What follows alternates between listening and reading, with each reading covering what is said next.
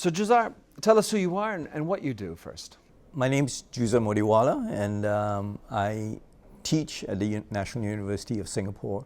My own background is that I used to head up a fairly large R&D lab, and then for many years I was in venture capital, where we looked at deals in Silicon Valley, China, India, and I've been on boards of various tech companies over the years, and very involved with getting new companies set up, advisor, board member, investor, and right now I also teach at the National University of Singapore. Describe to us the course that you would like to highlight. I labeled it Developing Breakthrough Ideas, and the motivation really was I had been teaching a couple of courses on entrepreneurship, and also interacted quite a bit with students who were interested. They would come for sessions with me on ideas and so on, and most often these ideas tended to be fairly rudimentary, and so what I was trying to do was to try to get them to think a little more beyond what came naturally to them in the first instance. They're all very talented, but haven't had enough exposure to benchmark and say, what is really an interesting idea. Today it's true, we're in a world of ideas. There's not a lack of ideas, but there does seem to be a need and a tension about getting stronger ideas that can break through. What characterizes a breakthrough idea? Well, one of the things that Steve Jobs said, for at least his vision of where Apple should be, was that when you merge and you put together technology and the humanities, you will get results, in his words, that make the heart sing. And so what we're trying to do is to get technologists to think in broader terms, and also to encourage multidisciplinary people to come together. How do you benchmark a standard idea and know that it can be a breakthrough idea? We live within the constraints of what the knowledge of the students are, so we have to take that into account. So the first thing that we do is to get them to think about what inspires them. And it should be something which they can relate to, which they see possibly as broken, or something where they have a vision of what the future might look like, but something that they themselves would have experienced, or they could easily see their friends or businesses or government or whatever. They see pitfalls out there. And so the first thing is they must feel for it. And if they don't feel for it, then it's fairly mundane. So there's a notion of I must relate to it, it must resonate with me. Is there even a sense that it has to have meaning for me? It must go beyond yourself. And so one of the things we do is, we have a lot of mini workshops in the course, and we get them to think about a persona who might be the person that they're trying to reach out to, and then think through what does he do today, and how is he going to change his world tomorrow. In your course, what's the core message that you like to deliver to your students? There are really two key pieces which anchor anything that they do. That there is an opportunity and that there is innovation, and they come together. The opportunity comes from their identification with something interesting, meaningful, and they can relate to. And the innovation means that there must be some differentiation that takes place. So one of the things that we do right from the beginning of the class is we give them ideas of companies that have been evaluated to be very interesting in various competitions around the world, South by Southwest, TechCrunch, Netexplo. So we select some of these companies and get them to feel why is it that these have been benchmarked as interesting by others. And so this gets them to set a bar for themselves. How do you characterize the different types of innovations? One of the things we do is we get them to think about the opportunity in terms of how behavior is going to shift. The problem with technology by itself, and this is something that Peter Drucker said, that technology as a source of innovation is the most unpredictable of all. Take, for instance, biometrics. It's been around for 20 years, and every year people have said it's going to revolutionize the world, and it doesn't happen. And so you must take the full context of the timing, the economics, the use cases, and the technology, how ready it is, the performance that you're getting out of the technology today, and put it all together, and that creates your breakthrough. If you're working in business in particular, how much do you really need to understand the technologies to come up with the right ideas? One of the things that we emphasize in the class is that their differentiation must be something that is enabled by technology. Now, it does not mean that you're going to create new technology. It may mean that you're adapting technology for the purpose, but how does that happen? So that's important. And the way to demonstrate it is they must develop a simple prototype that shows how the technology leads to a use case. So that's basically what we do. New ideas, new technologies. Sometimes new ideas, old technologies. To what extent is that a conversation piece in your course? The technology is fairly current. It may, as I mentioned, biometrics may have been around for a long time, but today's instance version of it is very different from 20 years ago. I mentioned biometrics because it's something when I used to manage the research lab, we had a lot of work ongoing in biometrics. And then when I was in venture capital, I invested in a company. And the whole scene is littered with biometrics companies that had failed. But I went ahead and invested in this. The company was eventually acquired by a large Silicon Valley company. Now, in this case, the biometrics by itself, we were always searching for new markets. Where could it be best encapsulated?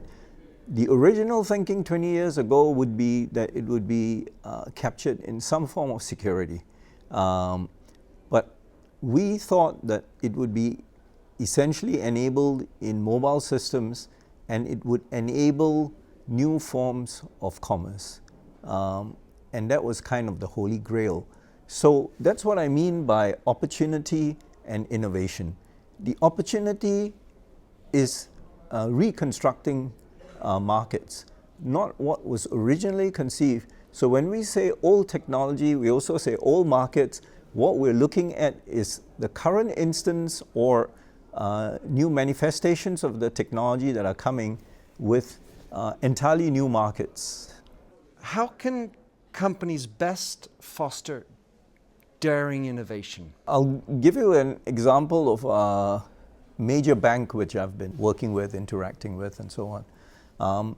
One of the things they said is that in their particular instance, that wealth management needs to change in the way the bank deals with wealth owners and what they can make available to them. So what they did was they placed a person who had been one of the top managers in the bank, had been responsible for wealth management, and they said, your role now is to enable a new digital view of wealth management. So you're no longer responsible for for the goal of making sure you have so many assets under management, but your goal is to enable a completely new experience for the bank and for wealth owners, for the relationship managers and the wealth owners. So that's just one way, that you take somebody who has been very engrossed in the minutiae of operating details, regular performance measures, and say, you really understand this, but hey, I think you can bring the bank into completely new boundaries. And so, as this executive said to me, we have been working in a bricks and mortar world. Yes, we have all sorts of computer systems helping us and so on, but relationship managers deal with wealth owners in a brick and mortars way. How do we enable that change? So that's just one way in which organizations can make dramatic shifts. When you look at creating innovation in companies, what is the place or role of the consumer or the customer in the ideation and execution process? It's obviously extremely critical. There was a survey that was done of chief executives, and essentially they found that companies where the chief executives were characterized as innovators, they had a few characteristics about them. What they did was they tended to observe a lot, they tended to question a lot, they tended to experiment, and they tended to associate, meaning they dealt, how do you deal with contradicting ideas and come up with new synergistic ways of handling them. Now, the observation, the experimentation, the questioning had to do not with internal processes, but the external world. And the external world is really about my partners, my customers. And that's what they were really good at. That's how Michael Dell, Steve Jobs, Bill Gates, etc. operate. It's one thing to be the boss of the company. It's another to have the idea within the constraints of a company, and you want to get it approved. So what are the kinds of ideas that you can come up with that help get a breakthrough idea through a company, through the bureaucracy and the layers to make it happen? I was asked to chat with a large European semiconductor company. One of my students, an MBA student, had just joined them in their strategy department. And they had up to recently been operating in everything is developed in-house, right? So they have R&D teams in Singapore, in their headquarters in Europe and so on. And they design lots of stuff. But they had come to the realization now that innovation goes well beyond their company, and you cannot, in the time frame and the competitive pressures, rely just in-house. I've dealt quite a bit in the financial technology space in the last couple of years, the semiconductor industry, the media industry, and so on. All the executives are saying, how do I look outside for innovations?